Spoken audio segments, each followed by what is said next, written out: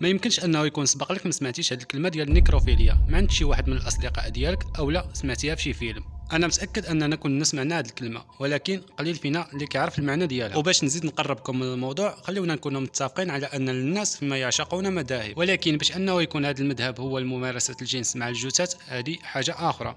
كيف ما سمعتي، كاينين اشخاص او ان صح التعبير كاينين مجرمين اللي ما تيخشاوش الجثث ديال الموتى، ولكن كيعشقوها وتستمتعوا في الاحضان ديالها البارده العفينه، وتفرغوا فيها الشهوات ديالهم الحيوانيه بشغف. هي بالنسبه لهم الشريك الامثل في ممارسه الجنس. وعلاش لا وهي ما كتكلمش وما كتألمش وما كتشوف لهمش في وجوههم القادره. وفي هذا الفيديو غادي نحكي لكم على وحده من هذه الحالات وهي المشهوره فيهم. ولكن قبل ما نبداو الفيديو، لا كنت انت ولا انت اول مره كتسمع هذا الصوت ولا اول مره كتشوف هذه القناه، ما تنساش تهبط لتحت وتشترك معنا في القناه وتفعل زر الجرس باش دائما تبقى توصل بالجديد. البنت اللي قدامكم دابا في الصوره الاسم ديالها كارين غريلي، ولا كانت تتخيل يا صديقي ان هذه هي اقدر امراه في التاريخ. مجرد التفكير في رؤيه جثث الموتى تثير الهلع في اغلب قلوب الناس، ولكن كارين ما كانتش بحالنا. كانت يعجبها انها تقرب من الجثث ديال الموتى وكتبقى تشوف فيهم بواحد الشوفه اللي بشغف. كارين غريلي بنت في العشرينات من عمرها، عندها زوج خوت، واحد مزوج والثاني ساكن معاها في نفس الدار. كارين كانت خدامه في دار الجثث او مغسله الجثث، كانت مكلفه بسياره نقل الجثث من بعد ما كيتم غسيلها وتعديلها لمراسم الدفن. في واحد من الايام وصلت لدار الجثث جثه ديال واحد الشاب في الثلاثينات من عمره، كان تعرض لحادثه سير بالسياره ديالو وجابوه لدار الجثث باش انهم يجهزوه للدفن. الناس العاديين ملي كيشوفوا شي واحد ميت قدامهم تيبداو يدعيو معاه وتيقولوا الله يرحمه، ولكن كارين كانت لا، وقالت مع راسها انا محظوظه حيت جابوا لعندنا الجثه ديال هذا الشاب الزوين. ومنين شافته ما قدرتش دير شي حاجه من غير انها تتخيل راسها معاه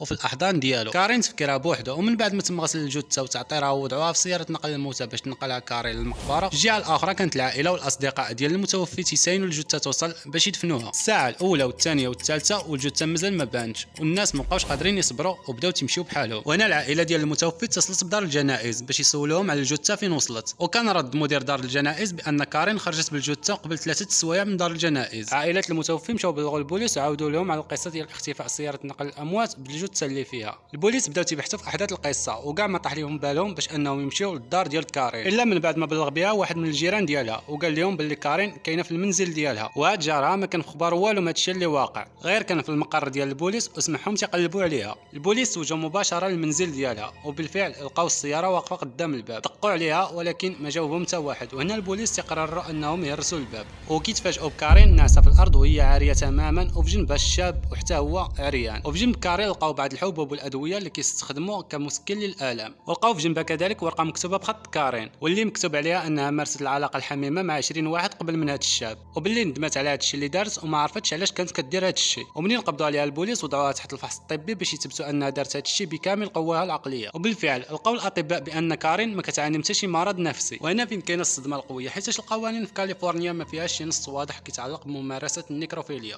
وهذا الشيء تيخلي كارين انها تتهم غير بسرقه السياره فقط. ومن بعد كارين غادي تدوز غير المده ديال 11 يوم في السجن، وغادي تخرج بغرامه ماليه للقيمه ديالها $200. كانت هذه القصه ديال اقدر امراه في التاريخ كارين غريلي. وحتى لهنا تنكونوا وصلنا للنهايه. ما تنساوش تخليو لي الراي ديالكم في التعاليق على هذه القصه، ونتلاقاو في فيديو جديد وقصه جديده ان شاء الله.